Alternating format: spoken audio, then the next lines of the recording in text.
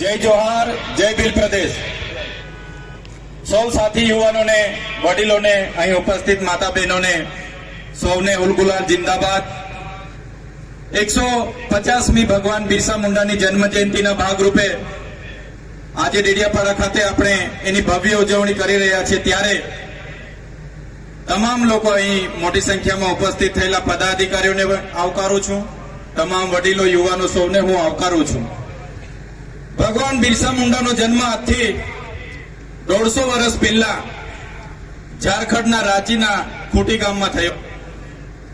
ભગવાન બિરસા મુંડા આપણા જેવા જ આદિવાસી મુંડા પરિવારમાંથી આવતા હતા. એમનું જીવન એક સંઘર્ષમય જીવન રહ્યું છે. માત્ર 19-20 વર્ષની ઉંમરે એ સમય આજથી 100 વર્ષ પહેલા એમણે અંગ્રેજી હુકુમત સામે ઉલગુલાન એમણે જાહેર કર્યું. એમણે કીધું, અબુમા દિસુમ અબુમા રાજ, આપણા દેશમાં આપણું રાજ, આપણા ગામમાં આપણો રાજ.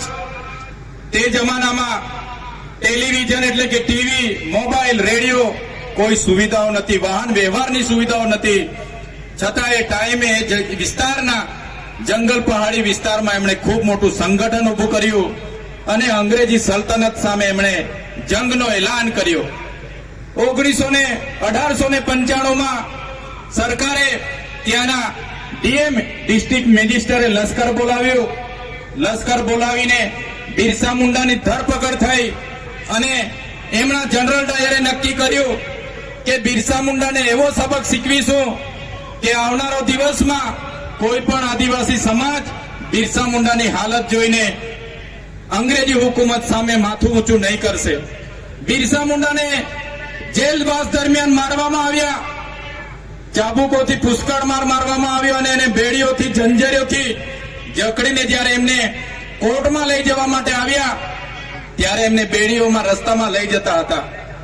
તે સમયે લોકોને ખબર પડે, હજારો લોકો બિરસા મુંડાના એક ઝલક માટે રોડ પર ઉતરી આવ્યા અને જે અંગ્રેજોએ ધાર્યું હતું એના કરતા ઉલટું થયું. તે સમયે 2 વર્ષની જેલ બાદ બિરસા મુંડા ભગવાનનો છુટકારો થયો. ત્યારબાદ પણ બિરસા મુંડાએ રાણીનું રાજ જશે, આપણું રાજ આવશે ના સ્લોગન સાથે એ રાંચી વિસ્તારોમાં, છોટા નાગપુર વિસ્તારોમાં ફરી એમણે મુવમેન્ટ આખી ચાલુ કરી. ત્યાં અંગ્રેજી સલ્તનત સામે એમણે ઉલગુલાન જાહેર કર્યું અને લડત ચાલી. 3 વર્ષ સુધી સતત લડતા 3 માર્ચ 1900ના રોજ ત્યાંના પહાડી વિસ્તારોમાં જ્યારે બિરસા મુંડા ત્યાં સંબોધન કરી રહ્યા હતા અને હજારો લોકો ત્યાં હાજર હતા. અંગ્રેજી હુકુમત સામે, એમના વેરા સામે, એમના ટેક્સ સામે, એમના કર સામે, ત્યારે અંગ્રેજી હુકુમતના લોકોએ ત્યાં એમનો ઘેરાવો કરીને ગોળીબાર કર્યા. ગોળીબારમાં 400 થી પણ વધારે આદિવાસી યોદ્ધાઓ ત્યાં મૃત્યુ પામ્યા.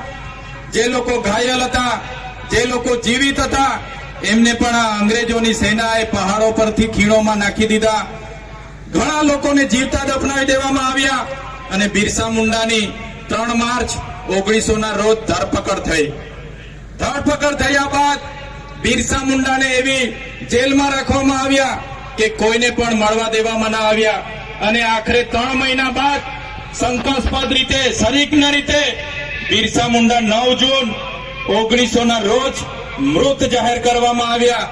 ત્યારે બિરસા મુંડાનું જે ઉદ્દેશ હતો કે આદિવાસીઓની જમીનો બચાવવાનો, જળ જંગલ જમીન પરના અધિકારો આબાદિત કરવાના, એ ઉદ્દેશ સાથે બિરસા મુંડાએ માત્ર 25 વર્ષની ઉંમરમાં પોતે શહાદત વહોરી.